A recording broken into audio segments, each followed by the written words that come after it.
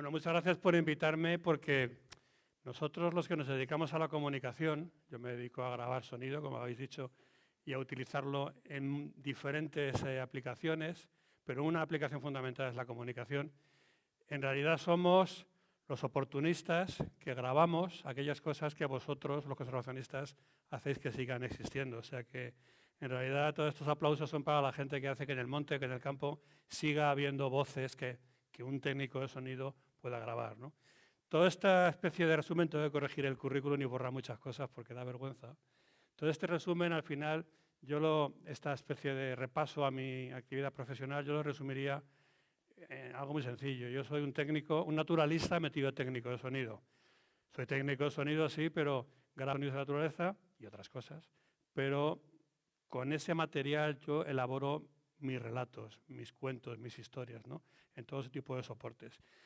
Habría que explicar por qué creo yo que el sonido es tan importante. Aparte de una aclaración, yo cuando hable de sonido, a partir de ahora me referiré al sonido ambiente, no hablaré de la palabra, no del discurso, de la palabra hablada, sino sonido ambiente. Yo creo que el sonido es muy importante porque estoy convencido de que tú no conoces un paisaje hasta que no escuchas su banda sonora.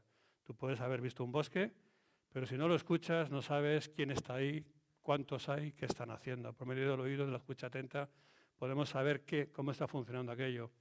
El oído, la escucha atenta, tiene dos virtudes. Una muy importante para quien anda por el monte, y es que te obliga a ir despacio. Hace poco leía un libro extraordinario, El leopardo de las nieves, pero no el de Peter Matthiessen, sino uno que han sacado los franceses, Sylvain Tesson, sobre la búsqueda del leopardo de las nieves en el Tíbet, que decía que Tesson pensaba que viajar era ir a muchos sitios hasta que se dio cuenta de que viajar era estarse quieto en un lugar esperando a que pasara algo. Eso un naturalista lo entiende perfectamente. Entonces, la necesidad de ir a la escucha, a grabar o a escuchar sencillamente, te obliga a ese ritmo pausado. Pero es que el sonido, la escucha es inmersiva. La vista nos coloca siempre fuera de la escena, yo os tengo delante de mí, y si giro la cabeza, miro para adelante y el mundo está allí delante. Puedo cerrar los ojos y dejar de verlo todo, pero el sonido es inmersivo. Tú no puedes cerrar los oídos, no puedes dejar de oír, y mires o no mires, todo el sonido te rodea, las circunstancias te rodean y lo estás viendo.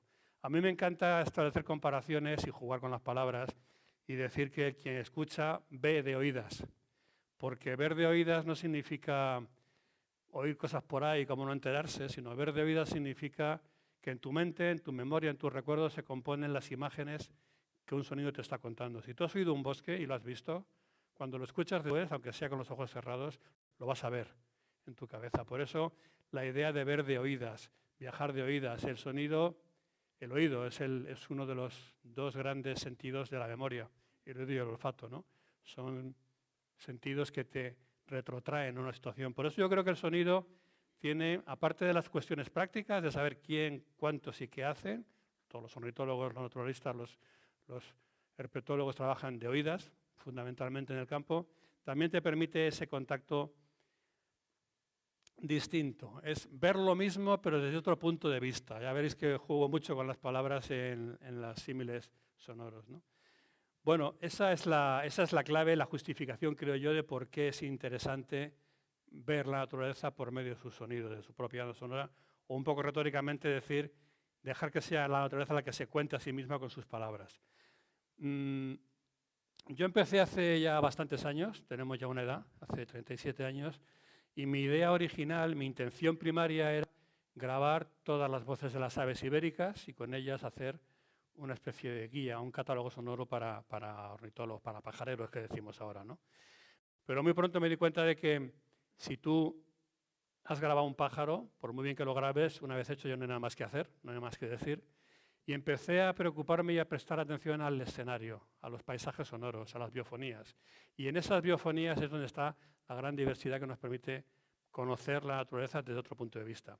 Pero como esta charla vamos a ir escuchando una serie de cosas un poco deslavazadas, intentaré hilarlas más o menos bien, pero como esta charla forma parte de la conmemoración de un acontecimiento extraordinario, que es que una sociedad ornitológica cumpla 35 años, pues creo que conviene empezar con un homenaje a los ornitólogos de Albacete. Aquí estamos. con este canto general.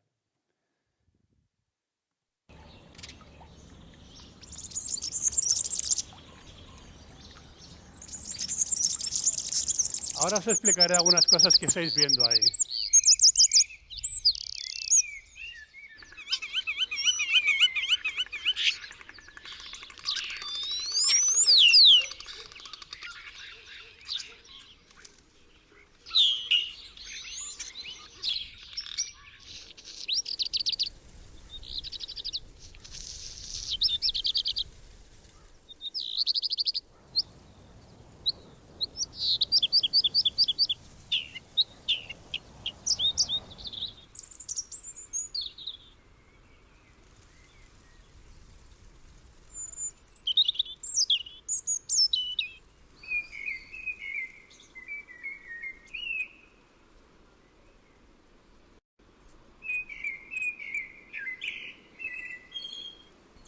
Bueno, como veis, esto es una especie de presentación del elenco, el dramatis personae de las obras de teatro,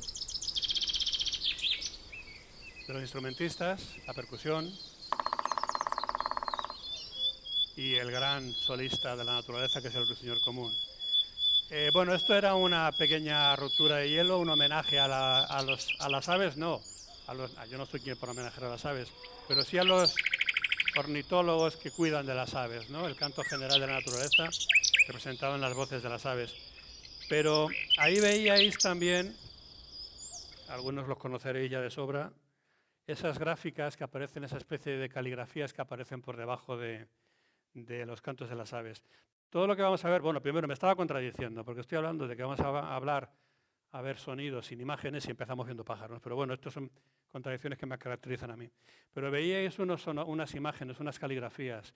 Para no hacer esto demasiado árido, solamente estar escuchando, yo siempre utilizo ese recurso. El sonograma, lo vamos a ver, es así como se llama.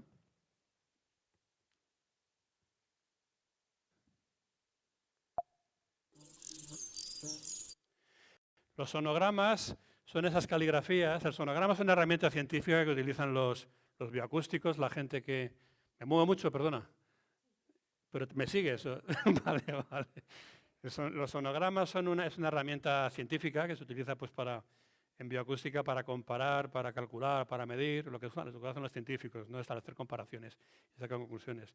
Para mí el sonograma es literalmente la caligrafía del sonido, son letras. Por eso todo lo que vamos a ver y a oír a continuación lo vamos a hacer sobre este soporte visual. Podéis cerrar los ojos, vamos a ver muy pocas imágenes animadas, reales, de naturaleza, pero sí que vamos a ver siempre este tipo de, o casi siempre, este tipo de caligrafías. Yo creo que el sonograma, aparte de que es una belleza apabullante, nos cuenta muy bien esa especie de partitura del sonido, nos cuenta muy bien lo que está sucediendo ahí. Casi con un poco de práctica se puede saber cómo va a sonar una cosa solamente. Si veis el cuco ese que está ahí cantando al fondo, veis la doble nota del cuco. Todo, en fin, es una especie de partitura, pero también es una especie de jeroglífico que nos permite ver literalmente la imagen que genera el sonido. Y además me parece que son bellísimos, ¿no? Entonces, bueno, esto sería una composición que es como el soporte sobre el que yo trabajo. Iremos viendo más adelante. Pero os quería explicar cuál es mi método. Cuando se va a la naturaleza a grabar, no vale con colocar un micrófono, grabar y ya está, ya lo tienes en tu casa, ¿no? La grabación de sonido se parece más en ese sentido a la grabación de vídeo. Es un sistema que requiere un método y que requiere un proceso posterior. Hay gente que coloca el micrófono y le vale. No, a mí no me vale. Yo tengo que ir a un lugar, analizarlo acústicamente, identificar quién está cantando allí, quién está hablando, qué vientos dominan, qué reverberaciones, qué ecos, qué aguas, cómo pintar después con sonidos ese paisaje. De manera que todo eso tiene un método, un recurso. Y para eso es importante saber algunas cosas. Os voy a enseñar, según mi método, Francisco Umbral, cómo es el proceso de construcción sonora de un bosque. Entonces, sobre este fondo vacío de un bosque, sabemos que una canción, un mirlo, un zorzal, perdón, que canta, uno es una canción. Ahí tenéis su sonograma.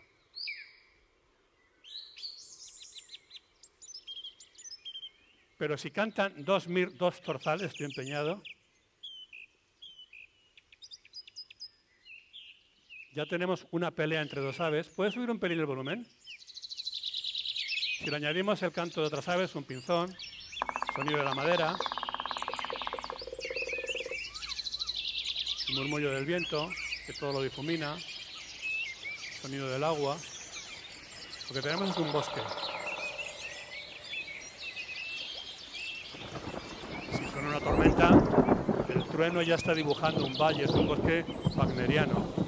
Es decir, todo lo que vamos a escuchar, bueno, casi todo, las acumulaciones, las sumas, los montajes sonoros por pistas, por canales de los animales, de las acústicas que están sonando en un lugar determinado. De manera que al final escucharemos como un resumen, mis recuerdos, un resumen de cómo suena un lugar, no en las horas que estuve allí, sino en unos minutos, en unos plazo de tiempo pequeño, ¿no? Imaginaos que yo me voy a la radio con una grabación de 2 horas de cómo suena un bosque, pues duró 2 días. No, que duró 2 días, duró 2 minutos, ¿no? De manera que todo esto, en realidad, todo lo que vamos a escuchar a continuación de aquí, salvo algunas excepciones, son montajes sonoros, son reportajes sonoros, son piezas sonoras, casi piezas musicales hechas con criterios que se parecen más al montaje de cine que a la técnica fotográfica. Una buena foto ya vale, una buena grabación de sonido hay que utilizarla en su contexto, y su contexto es el sonido del bosque. Este era mi método, ¿no? En la adición de una cosa tras otra. Y cuando andas por el monte, yo os decía que al principio mi idea era sencillamente grabar todas las aves. Bueno, vamos a repetir un poco ese proceso y vamos a empezar un breve y rapidísimo espacio de aprendizaje. Perdonadme, no sé quiénes estáis ahí, aparte que tengo un foco ahí arriba que me está volviendo loco, pero no sé si sois, bueno, habrá de todo, habrá gente muy experta y habrá gente que no lo sea tanto, entonces vamos a pasar por encima de diferentes aspectos, ¿no? Los que ya sabéis, me disculpáis, y los que no sepáis, pues si no llegáis a entenderme, también disculpadme, o sea que todo el mundo me perdone. El proceso de aprendizaje yo lo represento en el canto de un mirlo. El canto de las aves, entre las aves, digamos que el gran solista, el que se lleva todos los méritos, el que se lleva todos los aplausos por parte de los músicos, los poetas, es el ruiseñor, lo sabéis. El ruiseñor canta bien, quién lo duda. Pero yo creo que el ruiseñor fundamentalmente lo que hace es una excelente puesta en escena. Los ruiseñores cantan de noche y eso hace que su voz brille. De noche, paradójicamente, el sonido brilla porque las frecuencias más agudas se propagan muy bien, ¿no? Pero yo creo que el gran cante de la escena europea, occidental, son los túrdidos, pero es el mirlo común. Pero también los mirlos tienen que aprender. Fijaros, cada mirlo, a lo largo de su vida, todos tienen la misma voz mirlesca, podríamos decir, una voz líquida con muchos armónicos, un poco rozada en agudos, pero cada mirlo tiene su propia canción. Cada mirlo, cuando nace, bueno, cuando empieza a cantar el primer verano, empieza a experimentar con unas voces y con otras, aprende, escucha de unos y de otros y al final consigue elaborar su propia melodía. Una vez que la tiene, la repetirá de por vida y ya nunca cambiará. Si eso no es componer, se le parece mucho. Los mirlos buscan la afinación armónica. No voy a explicar lo que es la afinación, pero todos sabéis lo que es fácil que es desafinar, ¿no? Pues los mirlos intentan afinar. Vamos a escuchar una secuencia de 4 mirlos distintos en 4 momentos diferentes de su aprendizaje del canto. Eso es uno que ya domina la técnica.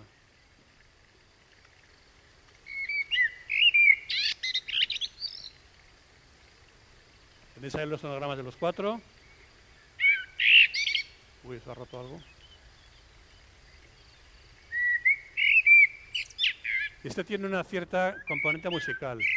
Este es un maestro, fijaros. Pa, para, pa, pa. O sea, este tipo sabe componer, ¿no?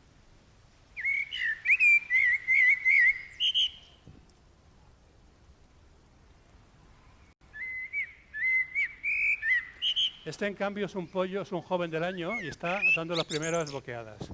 Y se nota. Pa, pa, pa, pa, pa. O sea, esto no aprobaría un examen de composición, ¿no?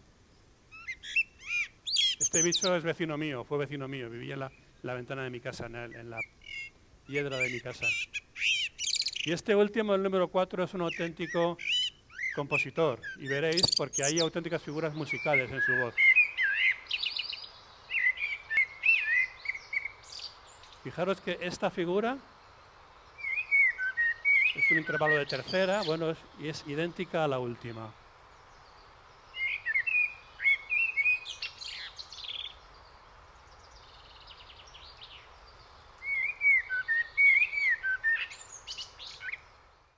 Bueno, con estos 4 mirlos quería representar el proceso de aprendizaje. El principal problema que se encuentra alguien que va de oídas por la vida es intentar fijar en su memoria los cantos de las aves. Es un proceso, no es muy complicado, pero requiere una cierta atención, unas ciertas técnicas, ¿no? Os voy a explicar muy deprisa cuáles son mis técnicas, cuáles son más o menos la técnica para fijar en la memoria algo tan aparentemente inaprensible como es una maraña de cantos de aves. Cuando escuchas a las aves cantar, no sabes a qué fijarte. Es como cuando ves un bando de pájaros de estorninos, no sabes a cuál mirar, ¿no? Entonces hay una serie de preguntas muy sencillas que yo le hago a un sonido.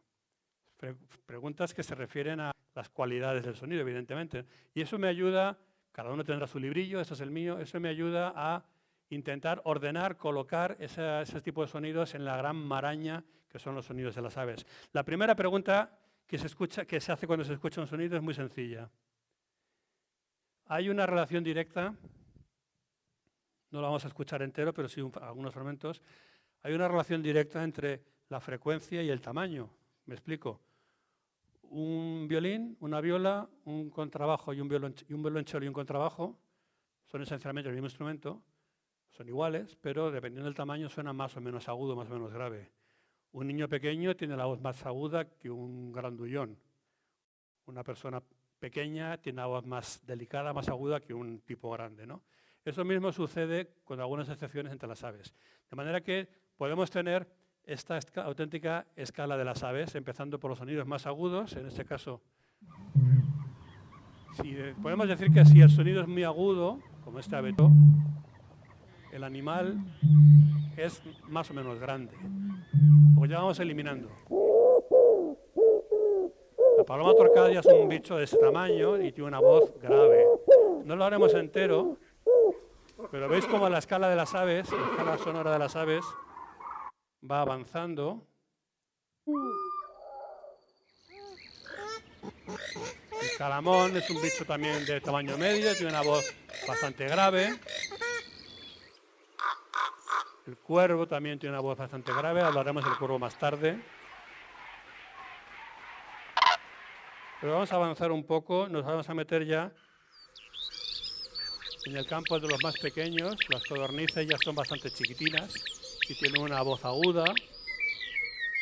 Mirlos y zorzales, que son 60-70 gramos de pájaro, tienen una voz un poquito más aguda todavía.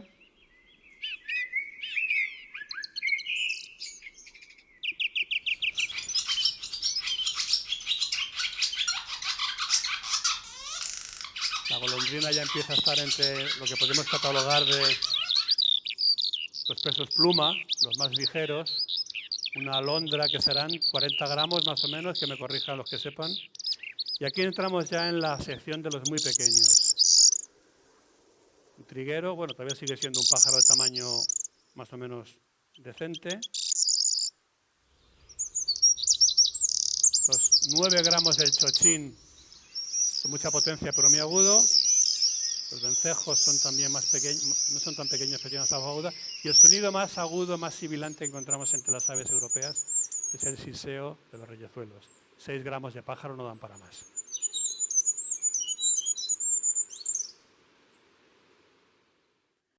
Bueno, estoy utilizando algunas de las páginas de los libros que ha comentado antes Juan Carlos. Bueno, las preguntas. La pregunta más sencilla que hay que hacer a la hora de saber quién está cantando es ¿cuántas notas forma su canción? ¿Una? ¿Como un gorrión?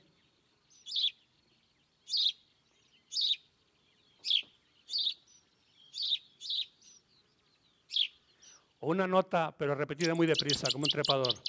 El primer tuit del día, diríamos. Una sola nota muy repetida, sin hilar, muchas veces. O una sola nota repetida muchas veces que parece un canto continuo de un insecto, pero una sola nota. buscarla. O bien la doble nota del cuco, me precipito.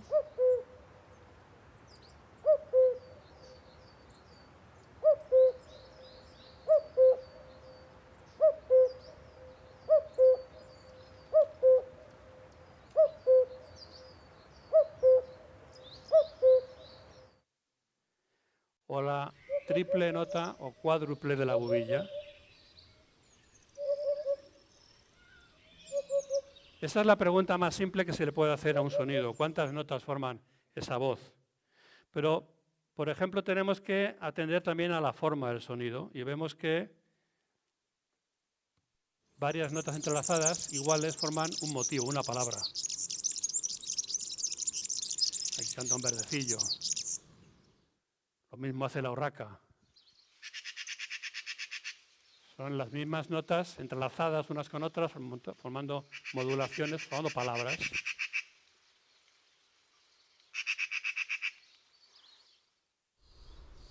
O lo mismo hace el pinzón vulgar.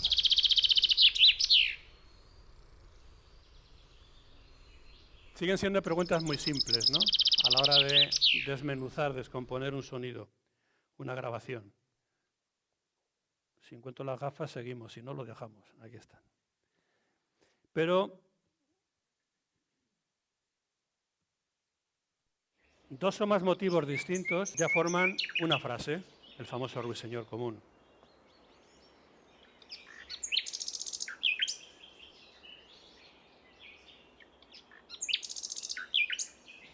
Lo mismo que hacía el petirrojo, el mirlo que escuchábamos antes. Son diferentes palabras, forman frases. Se va conociendo. Esto es lo que podríamos llamar un trino, un gorjeo, pero son conceptos poco claros, ¿no? El petirrojo hace exactamente lo mismo, combina varios motivos y da lugar a una frase. Hay más cosas en las que fijarse a la hora de identificar un canto, de colocar el canto de unas aves. Un elemento muy común, muy común, mucho más extendido de lo que nos queremos, es el ritmo. Hay muchas aves que parece que tienen un metrónomo dentro. Todos los páridos cantan a ritmo y compás. El carbonero,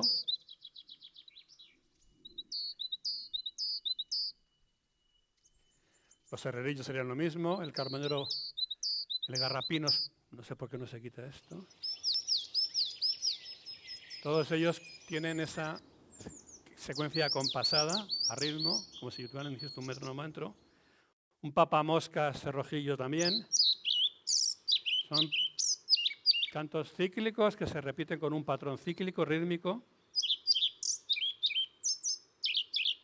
Y por último volvemos a escuchar a los reyezuelos, que también con sus sutilezas, sus siseos, también hacen un patrón cíclico. Todo eso son cosas que parecen un poco embarulladas, pero que cada uno debería tener su propio método y de esa manera aprender a ordenar, a colocar las cosas, los sonidos, dentro de esa gran variedad de las 300 y pico especies endémicas y las 400 y pico sí que pasan por España, ¿no? Otro concepto muy importante, ¿cuánto dura el canto? Ah, no, perdón, esto fuera. Ay, ya he dicho que sin gafas no seguimos, ¿eh? ¿Cuánto dura el canto? Unas décimas de segundo en el caso del mosquitero papialbo. Un segundo de un petirrojo. Segundo y medio del cetia ruiseñor. Un poquito más del pinzón vulgar. Un par de segundos de un verdecillo, que pueden ser 4 o 5. Perdón, el chochín, el verdecillo viene ahora. O los 18 o 20 minutos que puede estar una alondra cantando sin parar mientras vuela y aletea frenéticamente en el cielo. Es decir, cada especie tiene también su duración, su tempo, su longitud de la frase. No vamos a escuchar la alondra durante todo este rato, pero sí que me gustaría llamar la atención sobre una cosa. Este bicho está volando en el aire, está aleteando frenéticamente y no para de cantar. Las alondras, como algunos músicos humanos, practican la respiración circular y es como si estuviéramos nosotros corriendo y cantando sin jadear. Esto es un portento que realizan estas aves Y ya solo la duración del canto de la alondra, junto con las calandrias y las cobujadas, es una buena pregunta, una buena señal de quién es. Bueno, acumulamos información, te pregunto cómo lo haces, qué timbre tienes, cuánto dura tu canto, más o menos nos creemos que sabemos algo y entonces aparece un estornino.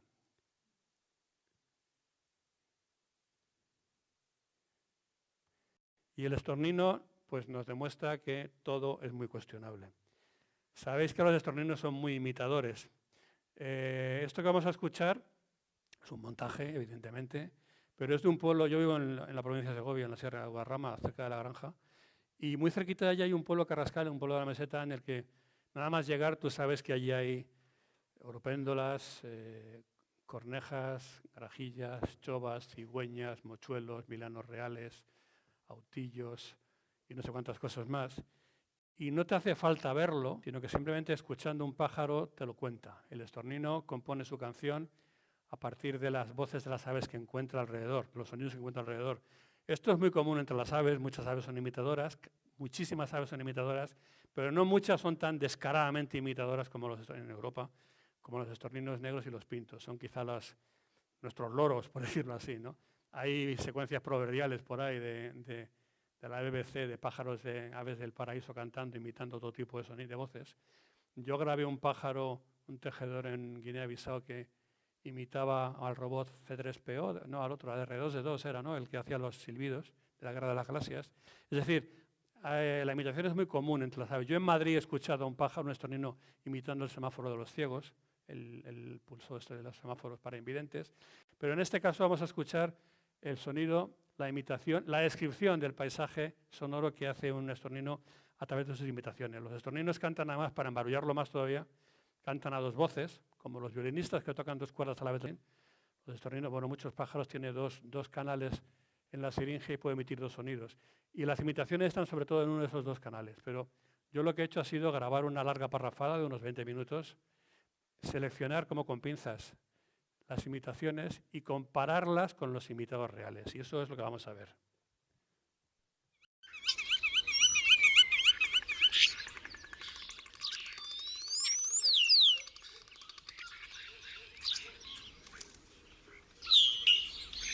No sé por qué no se quita esto.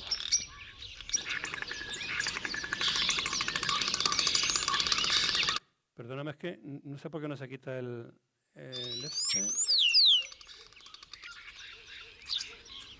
Tenemos que acostumbrarnos a ello. Bueno, ahí tenéis la copia, el estornino negro imitando y una cigüeña blanca imitada por el estornino. Esta es una imitación regular. La imitación del gorrión común es perfecta, no es difícil, es un sonido muy fácil. El cuco parece que está imitando un reloj de cuco en realidad. La grajilla, bastante bien. Distorsiona un poquito esto, no sé si podéis corregirlo. La corneja, que tiene la doble nota de esto de la corneja, del graznido. La chova, la clava, está bastante conseguida. El milano, le falta una vuelta, pero el milano también lo clava.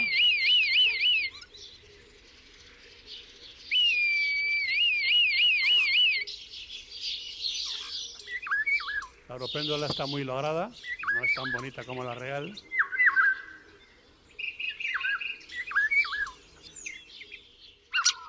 El mochuelo, el gato mochuelo está bastante bien.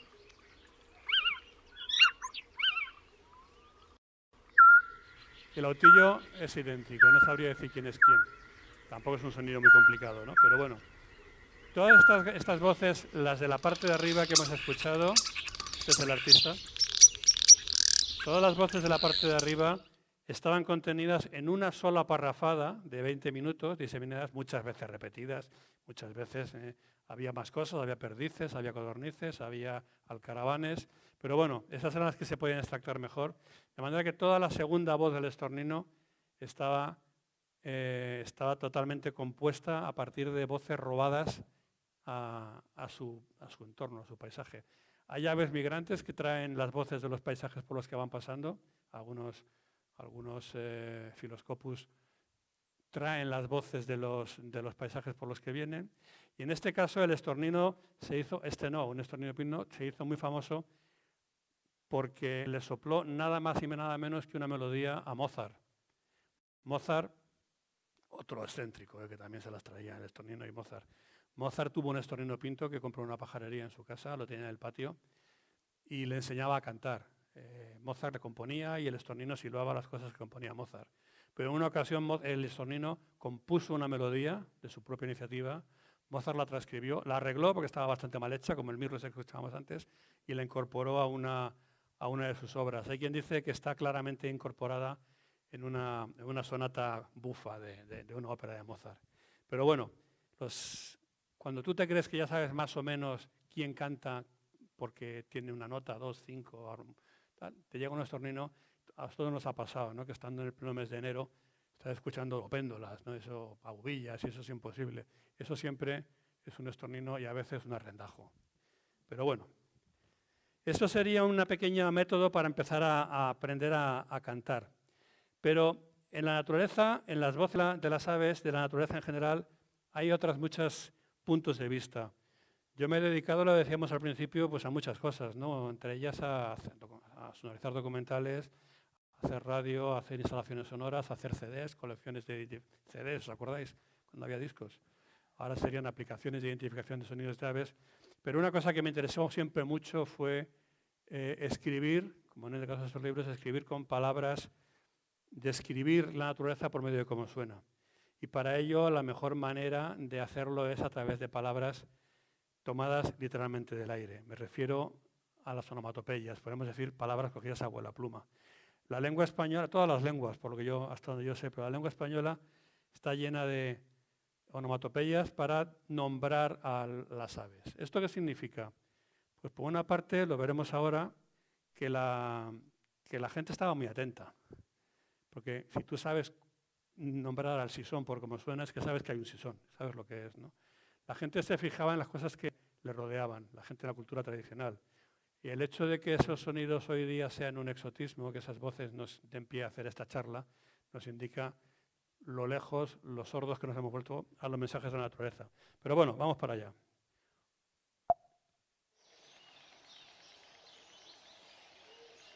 Posiblemente la onomatopeya más antigua que existe, perdón que me he adelantado, la onomatopeya más antigua que yo conozca que existe escrita, referida a un sonido de un animal, la recogía, ya he desvelado el secreto, me he cargado el factor sorpresa. La recogía Francisco Bernis, el catedrático de zoología de la Complutense de Madrid, el refundador de la ornitología en España en los años 50 y 60. Francisco Bernis era también lingüista, su mujer lo era, y tiene un diccionario de nombres vernáculos de aves, y habla de una palabra encontrada en una tablilla en Sumer, en Mesopotamia, hace 5 o 6 mil años, que habla de un animal grande que vive en los tejados de los edificios y se llama la calaca. La calaca. Y evidentemente la calaca ya lo sabéis todos porque me he adelantado. La calaca es la cigüeña, el protorar de la cigüeña.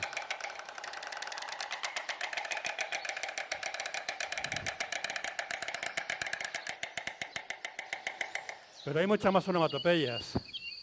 Por ejemplo, la totovía dice tobía, tobía, tobía. Tampoco no hay más explicaciones que dar. Pero la tórtola es una onomatopeya del turtureo, el turtur de la tórtola común, la tourterelle en francés. Los pinzones vulgares dicen ping. Y luego están estos pájaros llamados en toda España carboneros comunes, pero que en realidad son los chichipanes, los tintines, el chinchín, el cuchinchín, y en cualquier caso, nombres onomatopéyicos de su canto. El puput, catalán, la abubilla es una deformación de su voz, y los bisbitas bisbisean.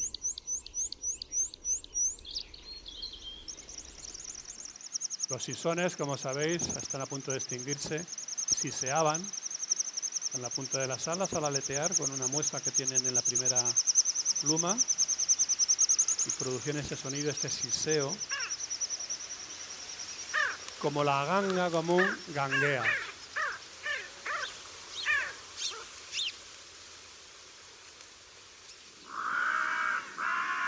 Esto merece una explicación aparte. Todos los córvidos, con la excepción del rabilargo y alguno más, todos los córvidos sus nombres son onomatopéyicos.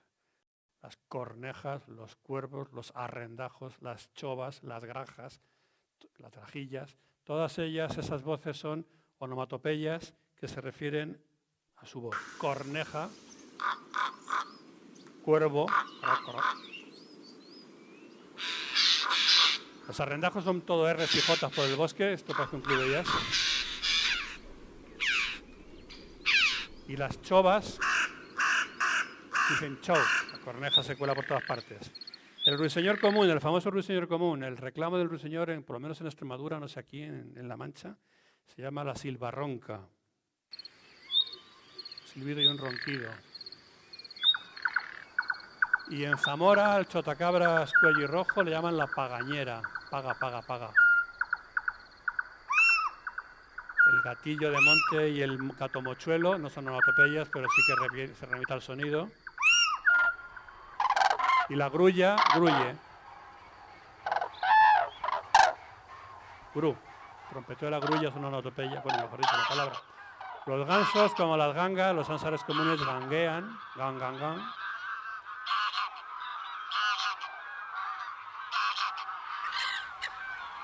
La reidora, gaviota reidora, tampoco es una onomatopeya, pero se ríe, definitivamente. El ana de silbón silba.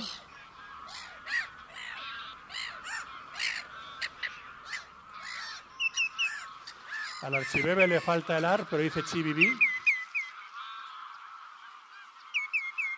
O chibibibí, pero archibebe. Y en las noches de invierno escucharemos en los roquedos a los búhos reales diciendo bu. O uhu, si son alemanes, que para esto son más precisos que nosotros. Pero los búhos en todos los idiomas europeos se llaman algo parecido. Bu, ibu, oul, bubo, todos ellos dicen bu o algo así, ¿no? De manera que escuchamos cómo, para empezar a hablar del paisaje sonoro, la de la biofonía, lo más fácil es coger las palabras que están a vuela pluma, que están volando en el aire, ¿no? Os decía al principio, igual un poco precipitadamente, ¿esto qué significa? Bueno, a mí me encanta, ¿no? Pero eso significa que la gente antes se fijaba en cosas que hoy ni sabemos que existen, sobre todo la gente urbana, y que el exotismo que significa estas voces escuchadas en un teatro es una medida de la distancia, de la sordera que tenemos respecto al medio natural. Es decir, el paisaje sonoro, el sonido, también nos permite acercarnos de otras muchas maneras a la naturaleza. Y si estamos con las palabras,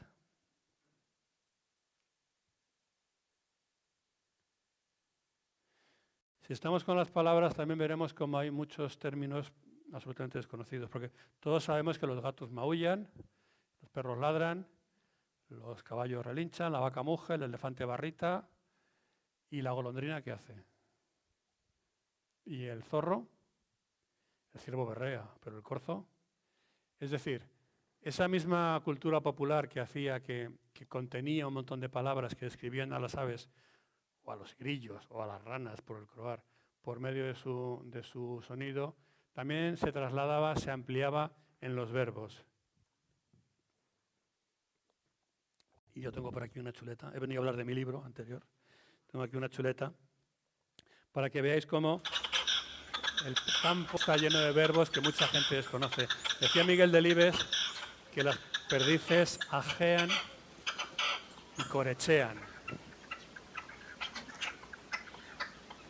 El ajear de la perdiz y el coreché de la perdiz. Las codornices paspallean. Y los cuervos, ya lo habíamos antes, crocitan, crascitan o croajan, que vaya palabra, ¿no? Croajar. Grajas y cornejas graznan.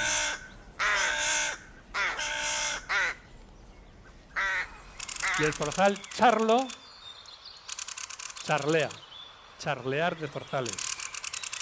La golondrina, trisa, ¿por qué? TRS, trisar, fijaros. TRS, trisar. Las cigüeñas crotoran, hacen la calaca también, podemos decir, ¿no? Y las tórtolas arrullan, de ahí también su nombre, y las palomas zuritas zurean.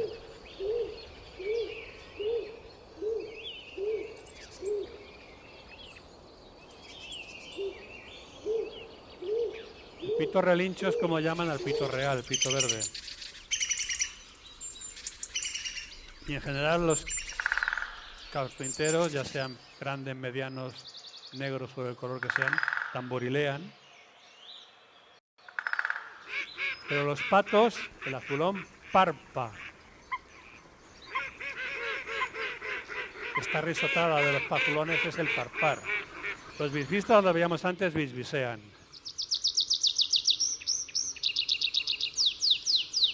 Y esa mancha que veis ahí, que viene por ahí, es el zumbido, bordoneo, rumbar de moscardones y abejorros.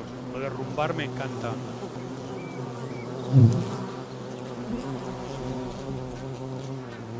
Por la noche el diccionario cambia de términos, grillan los grillos, estridulan sería la palabra correcta, de estridencia, aunque no sé dónde ven la estridencia.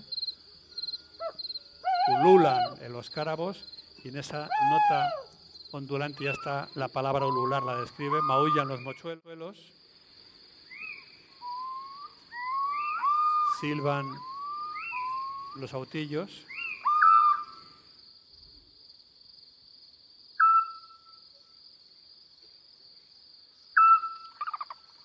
Croan las ranas, croar es la onomatopeya del sonido roto de la rana común verde en este caso. Ronronean los chotacabras europeos o grises.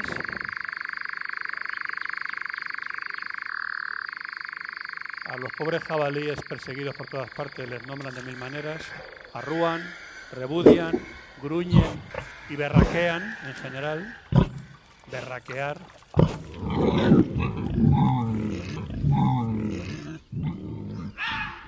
Tautean los zorros. Este ladrido es el tautar. Y ladran, sí, pero los corzos.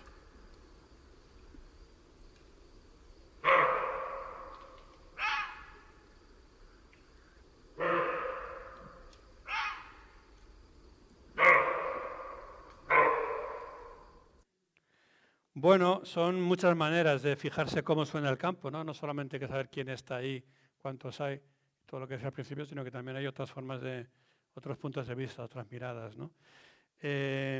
Podríamos seguir hablando de sonido de naturaleza pues, en el cine, en los documentales, en la pintura. Yo he trabajado mucho con cuadros, analizando a qué suenan los cuadros de paisaje, con los impresionistas del Museo Thyssen y demás, pero vamos a ir abreviando un poco.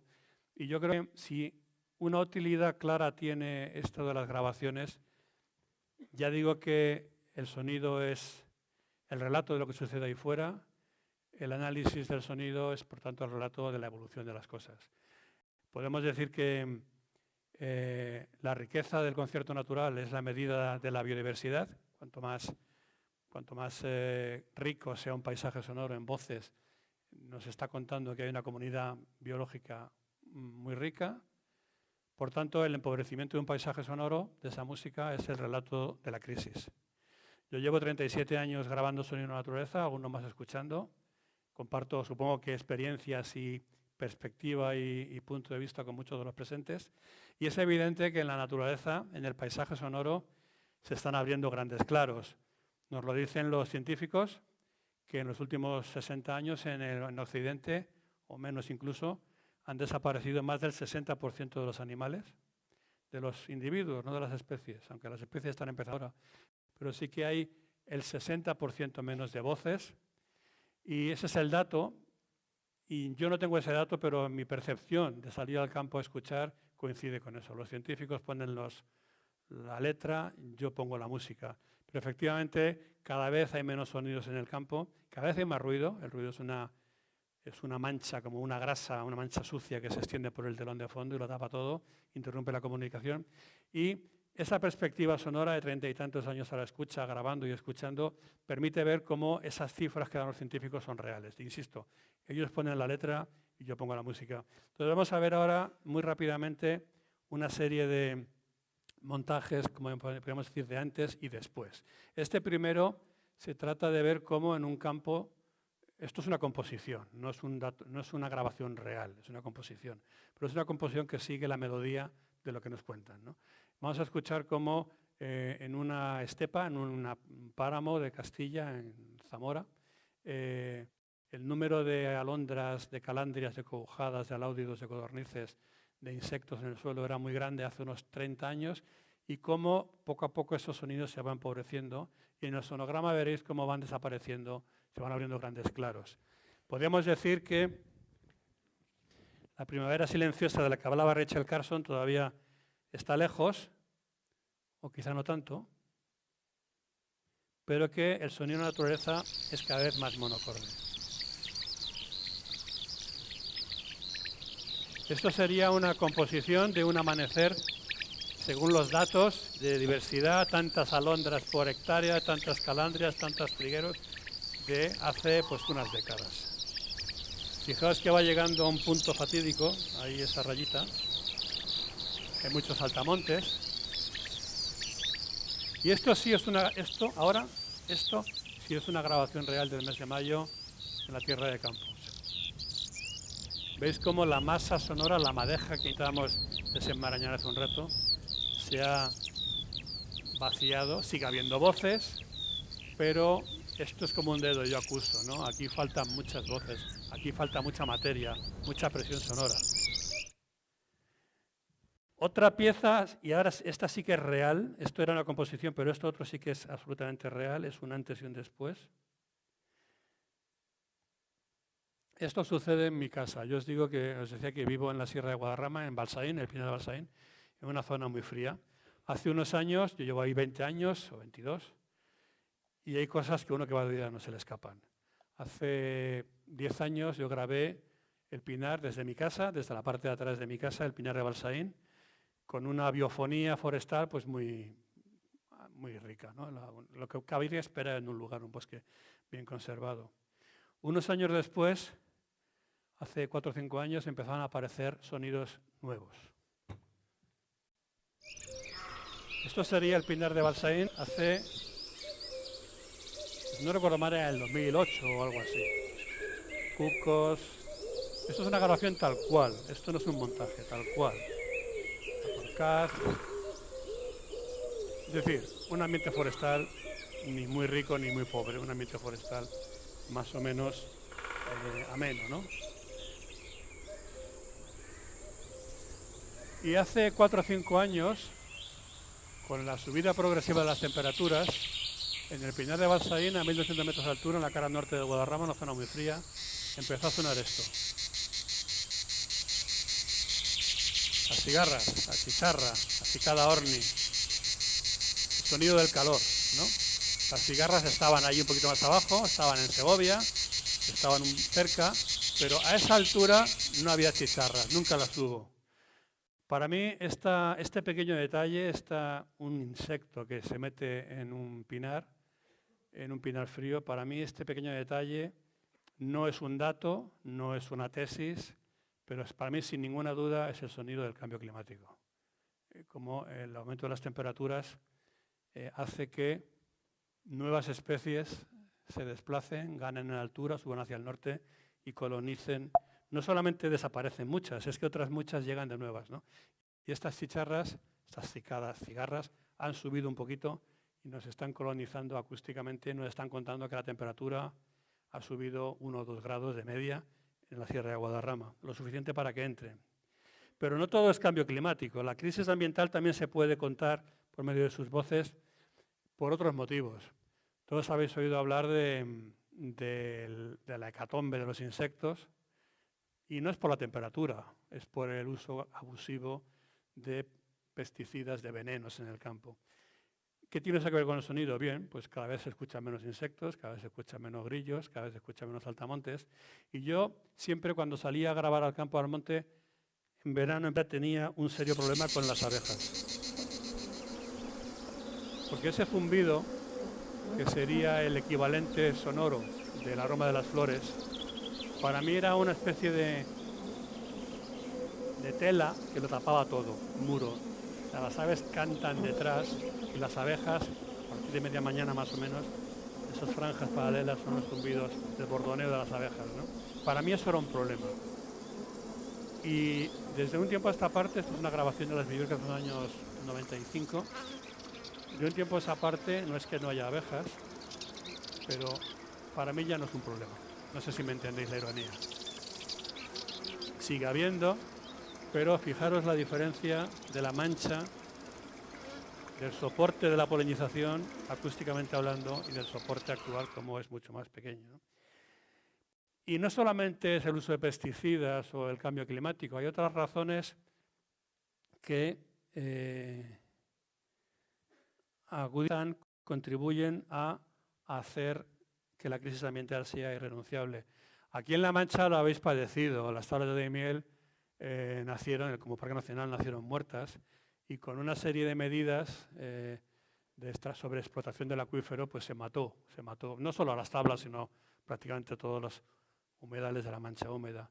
Ese mismo proceso se está repitiendo en Doñana. Las tablas ya fue gravísimo, pero Doñana es posiblemente el espacio natural más renombrado, más importante, con más cacheo, con más glamour de Europa. Y están haciendo exactamente lo mismo que hicieron en La Mancha a la hora de desecar lagunas y desecar acuíferos. Llevarse el agua donde no debe estar.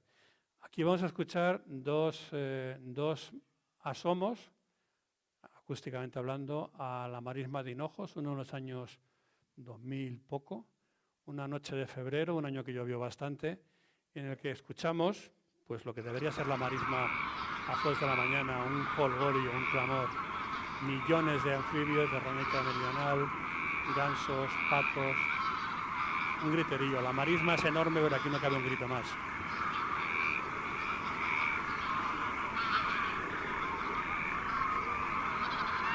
Y este mes de febrero, durante el rodaje de un documental sobre Doñana que estamos haciendo, a las 2 de la mañana, en el mismo lugar, en la marisma de Hinojos, sonaba una de fría, afortunadamente, sonaba el silencio y sonaba esa mancha sucia, fea, de una bomba de agua que fuera del Parque Nacional, pero de noche los sonidos viajan muy lejos, está literalmente matando la marisma. El mes de febrero en ambos casos. Es decir, esto sí que es un yo acuso, ¿no? Por medio del sonido también se puede denunciar lo que se está haciendo y que no todo es inevitable como los ciclos climáticos, el cambio climático y tal. No, es una cuestión de voluntad. Si te quieres cargar un humedal, lo más fácil es llenarlo de bombas, de pozos, y es cuestión de años que aquello ya sea irreversible. ¿Qué os voy a contar a los manchegos? Permitidme que veamos... ¿Esto qué es? Ah, no. Insisto, lo de las gafas. Sí. Bueno, hemos empezado con unas imágenes del canto general. Esto que hemos escuchado en Doñana ahora, podríamos también verlo.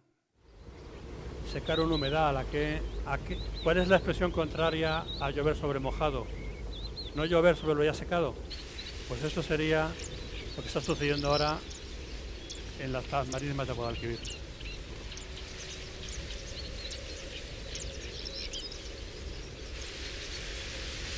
El caño del Guadiamar, la principal fuente de entrada de agua a la parte norte del Parque Nacional, seco, y al mismo tiempo las bombas de agua sacando toda el agua. Fijaros a qué suena esto, a nada. Doñana no suena a nada, suena a motores.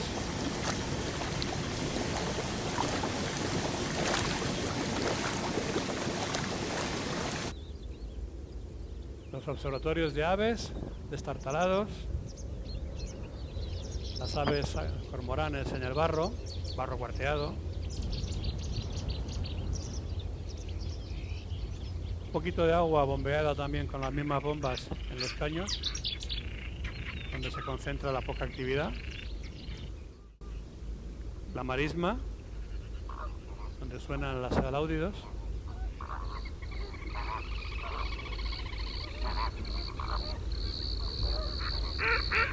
El licio del Cerro Garrido con agua bombeada de pozos para que los 4 patos que quedan allí puedan vivir. Y al mismo tiempo que no que falte agua para la alfalfa.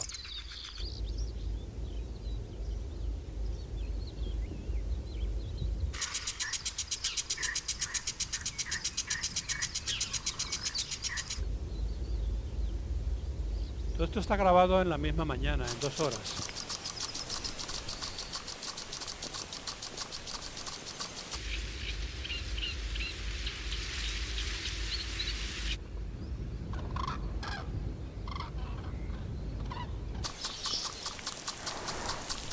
Bueno, quizás me podéis acusar un poco de maniqueísmo. No voy a decir que no, porque esto es una selección hecha con bastante mala leche, ¿no? De elegir un... Pero esto está grabado todo en un mismo día, la misma mañana, en un intervalo de 2 o 3 horas, insisto, en el entorno norte de Doñana, donde impera la llamada comunidad de desaguantes, lo cual lo explica todo, ¿no?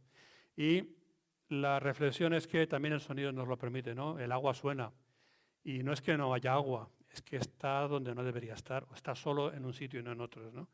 Es decir, un problema que seguro que en La Mancha os suena muy, muy bien conocido. Yo recuerdo hace muchos años, y yo venía bastante por las tablas de Daimiel a grabar, cuando se empezó el primer plan de recuperación, que bueno, fue medianamente exitoso, por decirlo de una manera positiva, y lo normal era que los agricultores dijeran que había que elegir entre el agua para los patos o para mis hijos, ¿no? Era la típica disyuntiva que nadie tenía respuesta, ¿no? Porque quién va a decir que para los patos y no para tus hijos. Hasta que los agricultores de La Mancha empezaron a pensar que el agua de los patos era la misma de la que utilizaban en sus pozos para regar los cultivos, ¿no? Aquí se aprendió tarde. En Doñana todavía no se ha aprendido del todo, ¿no? Pero bueno, insisto, el sonido también sirve para acusar. Pero no vamos a ir solamente de dramas, sino que para acabar os sugiero que me acompañéis en otra manera que hay de contar cómo son las cosas por medio de sonidos. Vamos a escuchar un calendario con los ojos cerrados, un calendario mes a mes. El sonido varía por días, varía por épocas, no hay 2 paisajes que suenen igual, no hay 2 horas del día que suenen igual, no hay 2 momentos del año que tengan la misma banda sonora, con lo cual la diversidad es infinita. Pero podemos ir encontrando una serie de pautas comunes. Y esto que vamos a oír es un recorrido idealizado, 12 meses del año. No es ningún sitio en concreto, sino que es una serie de lugares cogidos de aquí y de allá. Pero sí que podéis imaginar que es un paisaje pues, que podría estar perfectamente por aquí, excepto por un detalle que escucharéis al final, que no se os pasará desapercibido. Y sería una zona de barrancos con rocas, cultivos, algún olivar, una pequeña abrevadero, una mancha de agua, una charca, un lavajo. Más o menos un paisaje en mosaico donde se pueden encontrar muchas voces distintas. Casi todo está grabado a una hora que para mí es muy importante, que es la hora del final del día, al caer la tarde. Empezamos con lo que podría ser el sonido de ahora mismo, quizá un poquito más arriba en las montañas, en el mes de enero, de este calendario sonoro. Podemos decir, ¿a qué suena la nieve cuando cae? Pues suena a tambor. La nevada no suena, pero el sonido de la nevada después, cuando cae la nieve al suelo, produce sonidos. El silencio del invierno, el silencio blanco.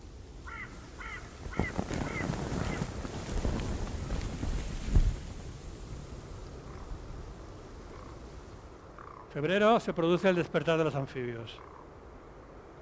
Ya veis cómo se va animando poco a poco las charcas en la noche. La noche se va templando y el paisaje sonoro se va llenando de voces. Los coros de los sapos corredores, los primeros maullidos de los mochuelos.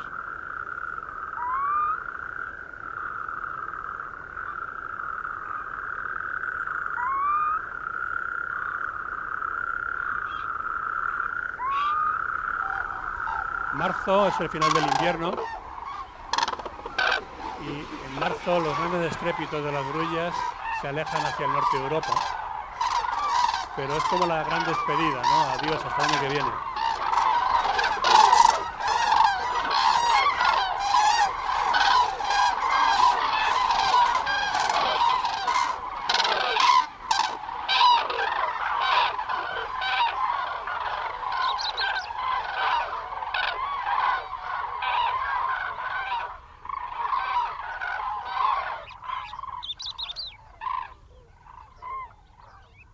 En abril, los días ya templan, todas las especies que se han ido a invernar a África van volviendo y prácticamente cada día, cada semana aparecen nuevas voces del paisaje sonoro. Los ruiseñores, las oropéndolas, los cucos. La atmósfera se templa y el paisaje sonoro se enriquece.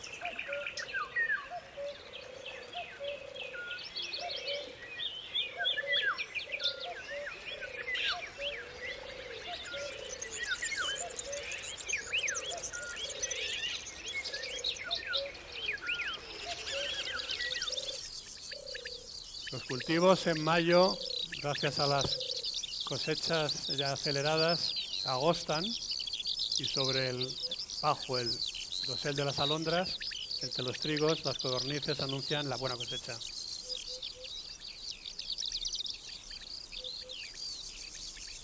Aquí la veis la codorniz. Buen panay, dicen en Castilla, que dice.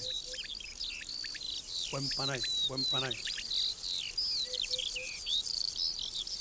Junio. En los montes de media España, junio es el mes del celo de los corzos, la ladra del corzo. También pueden empezar a caer las primeras y muy tempranas tormentas del verano incipiente, ojalá, porque hace ahora un poquito de hierba. Y de fondo los coros pulsantes de los sapos de la ermita de San Antón.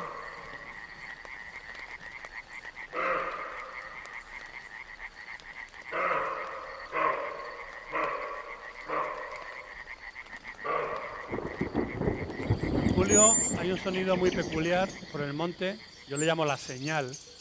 Son las señales de alerta. El monte está lleno de pollitos volantones, desprevenidos, inexpertos, y el monte se llena de silbidos, siseos, cuchicheos, silbarroncas, que son las señales con las que los adultos avisan a los jóvenes de que sean discretos. Este chisporroteo es lo que se escucha por el monte en verano.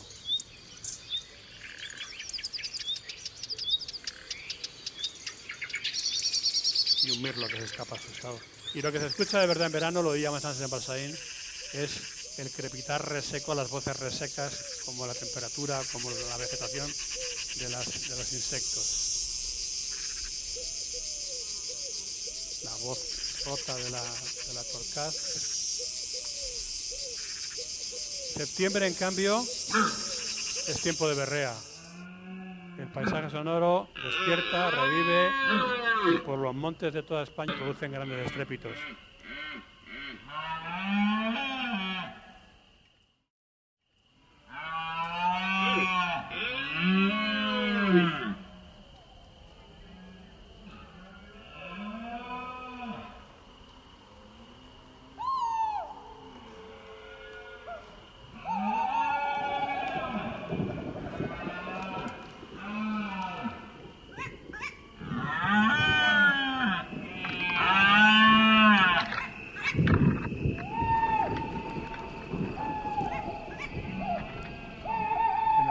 Por los montes corren estas fantasmagorías. Los cárabos del año jóvenes están en paso, se meten en los territorios de los residentes y de la noche se montan estas peleas a ululatos que parece que corren fantasmas.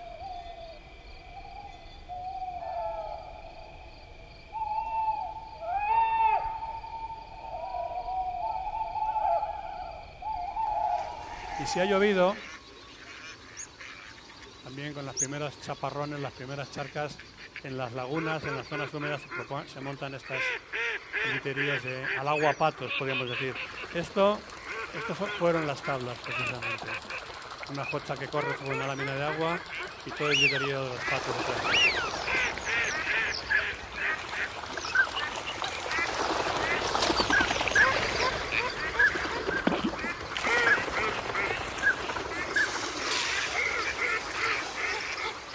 en diciembre, para terminar el año, en las zonas más templadas, en la mitad sur de la península, los búhos reales, ¿os acordáis? Empieza el celo. Os decía que esto no era, esta grabación no está hecha en Castilla-La Mancha, no en Albacete, por razones evidentes. Que yo sepa, el lobo no ha llegado todavía por aquí, aunque todo se andará.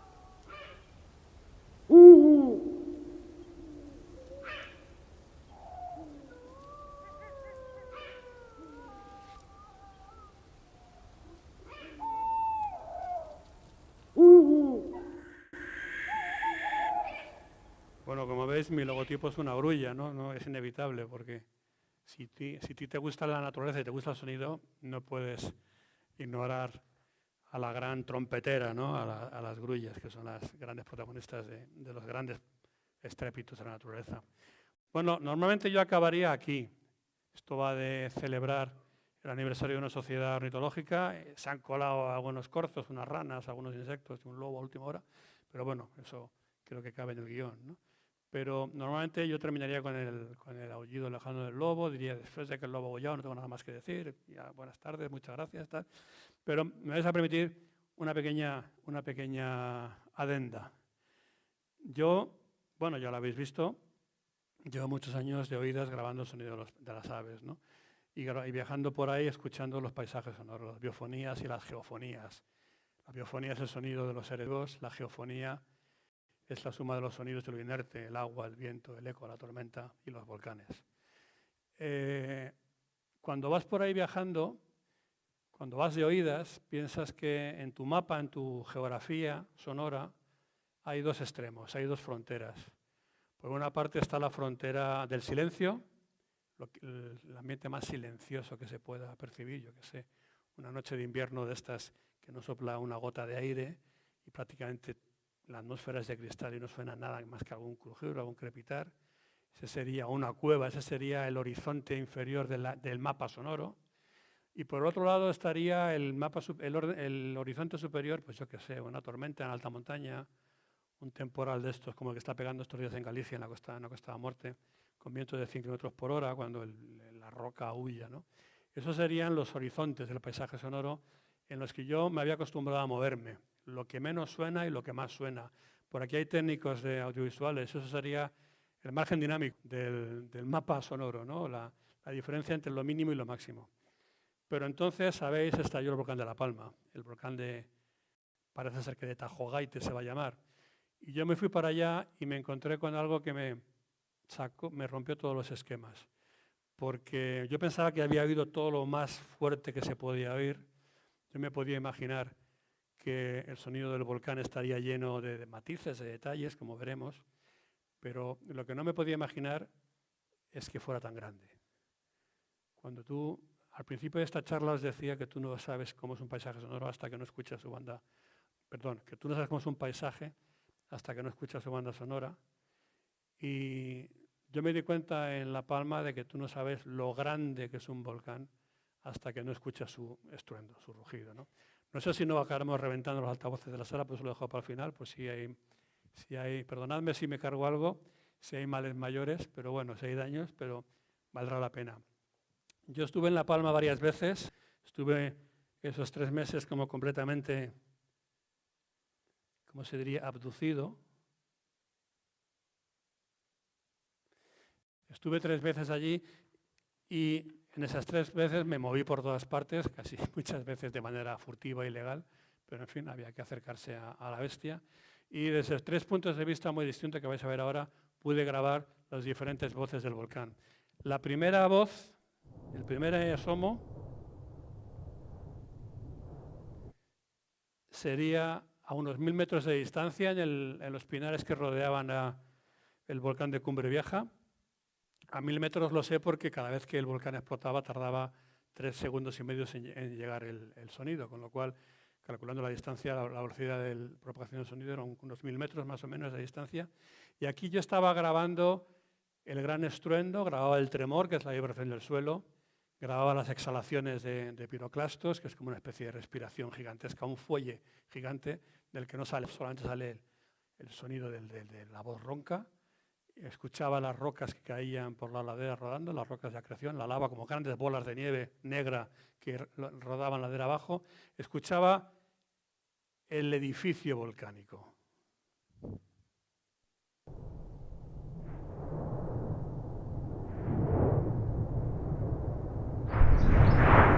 Desde más cerca, a 1,5 segundos más o menos de que explotara, de que tardara en llegar el sonido, en las laderas de la montaña del Jable, con una capa de cenizas de más de 1 metro de profundidad, una gran nevada negra, todo era las cenizas como nieve negra, en negativo. Aquí hay una cosa que a mí me llamaba mucho la atención, por supuesto los estampidos del volcán, los bramidos, las explosiones, pero a pesar de todo, los canarios silvestres, los mosquiteros, los insectos seguían cantando.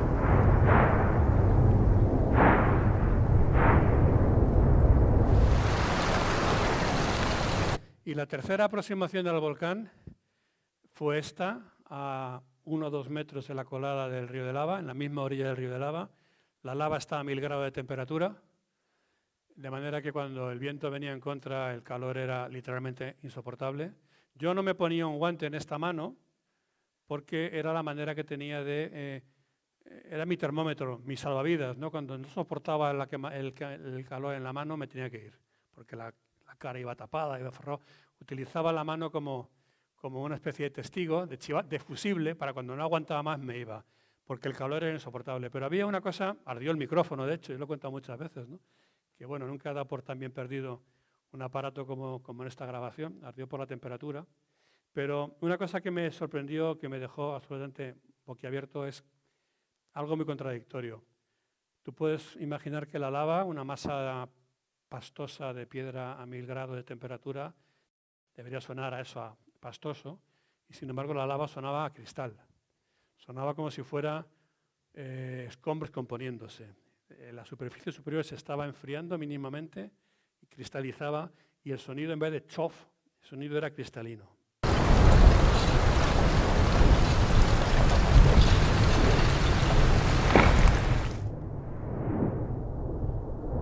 Bueno, con estas 3 perspectivas, esos 3 puntos de vista, hemos hecho un montaje sonoro con imágenes también propias.